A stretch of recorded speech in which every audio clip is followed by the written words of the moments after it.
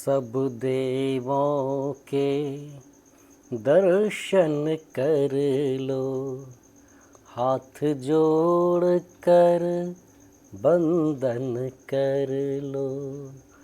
मात पिता गुरु की सेवा ही हर तीरथ से बढ़ कर के।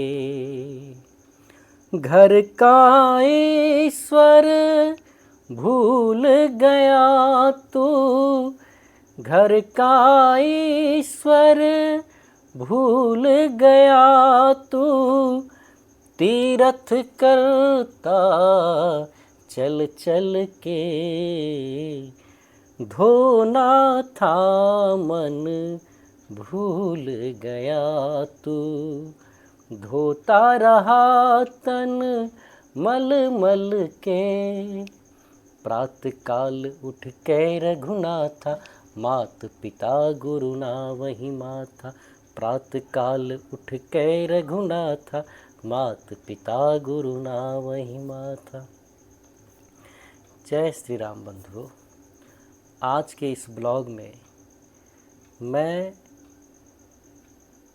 पुत्र का, बेटे का अपने माँ पिता के लिए क्या धर्म है, क्या कर्तव्य है, यही लेकर के आया हूँ। बचपन से लेकर के आज तक, अभी तक जितना मुझे इस संबंध में समझ में आया, जो जानकारियाँ मिली, जितना मैं अनुभव कर पाया अपने गुरुजनों के मुख से, संत जनों के वचनों से और अपने सनातन धर्म के ग्रंथ जैसे श्री रामचरितमानस, भक्तमाल, श्रीमद् भगवद गीता, भागवत महापुराण, विनय पत्रिका इत्यादि, इन सभी ग्रंथों से जो मुझे, हालांकि इन सारे ग्रंथों को मैं अभी पूरा नहीं पढ़ा हूँ, लेकिन फिर भी जितना पढ़ा हूँ, जितनी बातें समझ में आई, वही मैं आपके बीच रखने वाला हूँ। और जो मैंने अपने व्यवहार, जो मैं अपने वास्तविक जीवन में जो मैं अनुभव किया, वो भी मैं आपके बीच रखने वाला हूँ। मुझे ये अनुभव हुआ, मुझे ऐसा लगता है, और आप अगर ऐसा करेंगे तो आपको भी ऐसा ही प्रतीत होगा। यदि हम भगवान का आवाहन एक पान के पत्ते पे कर सकते हैं, एक घड़े के अंदर कर सकते हैं, कलश में एक सुपारी पे कर सकते हैं, तो क्या अपने माता पिता के अंदर भगवान को नहीं देख सकते? अगर आप ऐसा कर लेते हैं, उनकी सेवा करते हुए भगवान का रूप उनको मान के उनकी सेवा करते हैं, तो आप समझिए आपके लिए मंदिर, तीर्थ जाने की कोई ज़रूरत नहीं है। भगवान उसी रूप में आपसे प्रसन्न हो जाएंगे और जीवन के बाद आप तो धाम जाएंगे ही जाएंगे, आपके माँ पिता का भी कल्याण निश्चित ही होना है। क्योंकि ये सनातन धर्म में ये बात का वर्णन आया है कि जिस कुल में एक भी कोई भगवत भक्त हो जाए तो वो अपने 21 पीढ़ियों को ताड़ देता है, उसके 21 पीढ़ी नरक नहीं जाते। कितनी बड़ी बात है। देखिए, श्री रामचरितमानस में भगवान श्री राम के संदर्भ में ये लिखा गया है कि प्रातः काल उठ के रघुनाथा, मात पिता गुरु ना वही माथा। अगर मैं दिल से एक बार भी जय श्री राम बोलता हूँ, अगर आप ऐसा करते हैं तो अपने माँ पिता में भगवान की छवि को देखना प्रारंभ कर दीजिए। तो शायद आप उतनी बार मंदिर में भी भगवान के मूर्त को देखने का आपके पास टाइम नहीं है, उतनी पूजा आप मंदिर में नहीं कर सकते जितना आप अपने घर में कर सकते हैं। क्यों नहीं करें? क्योंकि हर माँ बाप यही चाहता है कि मेरा बच्चा खूब तरक्की करे, खूब आगे बढ़े, उसके जीवन में कभी कोई परेशानी ना हो, हमेशा वो खुशहाल रहे। ऐसी ही बातें हमारे माता पिता ने हमारे लिए सोचा था, और आपके माता पिता आपके लिए सोचे होंगे या सोच रहे होंगे। तो बात समझिएगा। देखिए कैसे कैसे भाव माता पिता के अंदर आता है तो ये एक फिल्म का गीत, लेकिन इसे मैं भजन के रूप में आपके बीच रख रहा हूँ। आप भजन ही समझ करके इसको श्रवण कीजिएगा और समझने का प्रयास कीजिएगा। तुझे सूरज कहूँ या चंदा, देखिए माँ बाप का प्यार बच्चों के लिए क्या है। तुझे दीप कहूँ या तारा, मेरा नाम करेगा रोशन, जग में मेरा राज दुलारा। इतना प्यार, इतना दुलार, पिता की कंधे पे बैठ कर के मेला में हर चीज़ें देख कर के बच्चा गदगद हो जाता है कि पिता है। कुछ भी जिद मचा करके खरीद लेते थे और वो अपनी ज़रूरत को काट करके हमें और आपको सुखी रखने में ही अपना सुख समझते थे। तो आज माँ पिता के लिए हम सब मिल करके अपना भाव प्रकट करते हैं।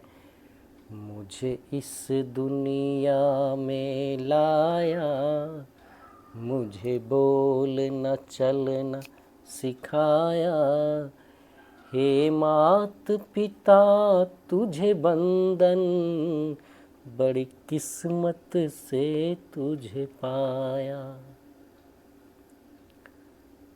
वेद भी, भगवान भी माँ के गर्भ से आकर के प्रकृति में, इस संसार में लीला करते हैं। देख लीजिए भगवान श्री कृष्ण चंद्र को, भगवान श्री रामचंद्र जी को, देखिए उनका कर्तव्य। अगर आप भी चाहते हैं कि आपके बच्चे के जीवन में कभी कोई कष्ट ना आए, कभी कोई दुख ना आए, कभी कोई गम ना आए, तो केवल सोचने मात्र से नहीं होगा मित्रों। आप इतना ज़रूर जानिए कि आपके बच्चे बुढ़ापे में भी खुशहाल कैसे रहेंगे। जब वो बच्चा देखेगा आपको अपने पिता की सेवा करते हुए, तो ये भाव उसके संस्कार में बस जाएगा, उसके रग रग में बस जाएगा। इससे आपका भी बुढ़ापा सुरक्षित होगा और आपके बच्चे का भी बुढ़ापा सुरक्षित होगा, क्योंकि फिर उसके बच्चे देखेंगे आपकी सेवा करते हुए तो उसका भी बुढ़ापा संवर जाएगा। तो मित्रों, अपने माँ बाप का भरपूर ध्यान रखें। हाँ, ये अलग बात है कि अगर हमें अपने ग्रंथ का अध्ययन नहीं है तो मुझे अपने अधिकार, अपने कर्तव्य, हमारे धर्म का पता नहीं रहता है। उसके लिए ज़रूरी है कि आप या तो गुणी जनों के संपर्क में आइए, संत जनों के संपर्क में आइए, उनकी वाणी से अपने जीवन में लाभ उठाइए और अपने सनातन धर्म के ग्रंथों को एकदम विशुद्ध हिंदी में, अपनी भाषा में, वैसी भाषा जिसे आप समझ सकते हैं उस भाषा में उसको पढ़िए। आपके पास न्यूज़पेपर पढ़ने का वक्त है, आपके पास मोबाइल में रील देखने का वक्त है, इंटरटेनमेंट के लिए वक्त है, तो अपने सनातन धर्म के ग्रंथों के लिए आप वक्त क्यों नहीं निकाल सकते?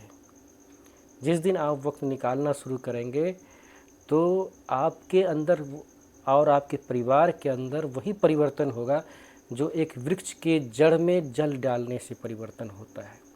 आप वृक्ष के पत्ते पत्ते को धो दीजिए तो उससे उसका विकास नहीं होगा। अगर आप उसके जड़ में पानी डालते हैं तो पूरा वृक्ष हरा भरा रहेगा।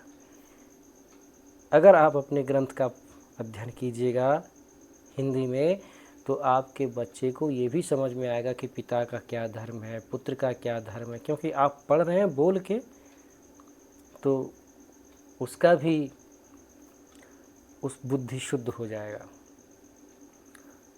अक्सर ये भी देखा जाता है कि जब हम माँ पिता की सेवा जब आप सेवा का भाव लेते हैं ना, तो आपकी परीक्षा भी होती है, हमारी भी होती है, हमारी भी हुई थी और हो भी रहा है।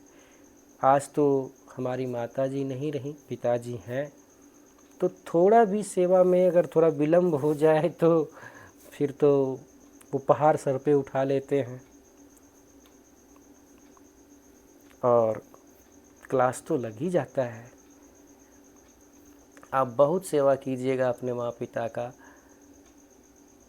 तो ऐसा हो सकता है, ऐसा संभावना है कि जब आपसे कभी त्रुटि होगी, कुछ चूक होगा या लेट होगा, तो हर रिश्ते में जो इनसे क्लोज होगा फ़ोन पे वो बता देंगे कि यहाँ पे कोई देखने वाला नहीं है, कोई ध्यान नहीं देता है। तो आपको इन सब बातों पे नहीं जाना है बंधु, क्योंकि सेवा का मतलब है तप। आप भगवान को भी कोई भक्त अगर मनाने के लिए जाते थे तो जंगल में तप करते थे, तो जंगल में तप करते थे, आप घर में क्यों नहीं कर सकते? कीजिए। इससे आपका जीवन सुख शांति और समृद्धि से भर जाएगा।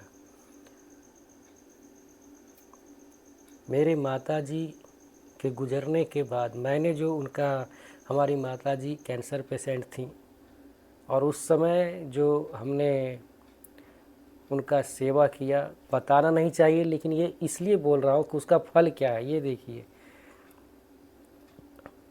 उनकी सेवा के करने से मुझे ऐसा आज महसूस होता है, मुझे ये लगता है कि संसार जो है उसके मालिक कोई और है। ये बात समझ में आया कि संसार के मालिक कोई और है, हम और आप संसार में मात्र एक रचना है, कर्ता धर्ता कोई और है। आपकी बुद्धि अगर उनके चरणों में कहते हैं ना समर्पित हो जाए, उनकी शरण में अगर आप पहुंचते हैं तो सारे ज्ञान हृदय में प्रकाशित होने लगते हैं,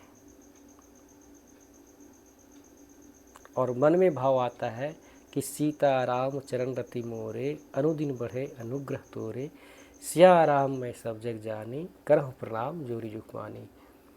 खुश हूँ, प्रसन्न हूँ, क्योंकि सेवा के बदले मुझे यह लगता है कि भगवान उतनी ही संपत्ति, उतना ही धन दीजिए जिससे ये बुद्धि भ्रष्ट ना हो जाए। ये अनुभव मुझे अपने माँ के सेवा के उपरांत हुआ है। मैं सच बताता हूँ, पैसे कमाने के कई सारे जरिए हैं, कई सारे तरीके हैं, लेकिन उससे आपके घर में, ये अलग बात है कि आर्थिक युग है, अर्थ से भी ऊपर परमार्थ है। अर्थ के पीछे आज देखते हैं, आज के समय में लोगों के अंदर जो अपने धार्मिक ज्ञान का अभाव है, तो उनकी बुद्धि धन से शुरू होती है, धन पे ही जाके समाप्त होती है। तो अर्थ का युग है, लेकिन परमार्थ भी कोई चीज़ है, उसमें लोक परलोक हर जगह जय जयकार होता है, आपकी जय होगी। तो आप परमार्थ के पीछे भी ध्यान दीजिए, तभी आपके घर में सुख शांति और समृद्धि का वास होगा। अगर आप पहली बार इस ब्लॉग को देख रहे हैं तो हरि भक्त दीपक को ज़रूर यूट्यूब पे फॉलो कर लीजिएगा, और अपनी राय कमेंट के माध्यम से ज़रूर दीजिएगा। तो जाते जाते एक प्यारा सा भजन के रूप में है, तो फिल्मी गीत लेकिन भजन के रूप में ही आपके बीच रखता हूँ। आ चल के तुझे मैं लेके चलूँ एक ऐसे गगन के तले, जहाँ गम भी न हो आंसू भी न हो, बस प्यार ही प्यार पले, एक ऐसे गगन के तले। तो मित्रों, अपने माता पिता का ख्याल रखिए और उन्हें अच्छा खान पान, उनके साफ़ सुथरे वस्त्र, थोड़ा मेहनत कीजिए। माता पिता आपके हैं, आप करेंगे तो सूद समेत आपको मिलेगा, नहीं करेंगे तो वो ब्याज समेत आपके संतान आपको लौटाएंगे। भगवान उसकी ऐसी बुद्धि करेगा कि फिर कहना ही क्या है। तो अपने धर्म की रक्षा कीजिए, समय पे धर्म आपकी रक्षा करेगा। तो अपना और अपने परिवार का ख्याल रखिएगा, और अपने सनातन धर्म के किसी एक ग्रंथ को पहले पूरा पढ़िए और अपना विशेष ध्यान रखिए। तो मिलते हैं अगली वीडियो में अगले ब्लॉग के साथ, तब तक के लिए जय श्री राम। रहे इन संकट रहे इन भय, सदा रहे निर्भय, नाम हरि का लीजिए चरण कमल पर ध्यान धरीजिए। जय श्री राम, जय श्री राम, जय श्री राम।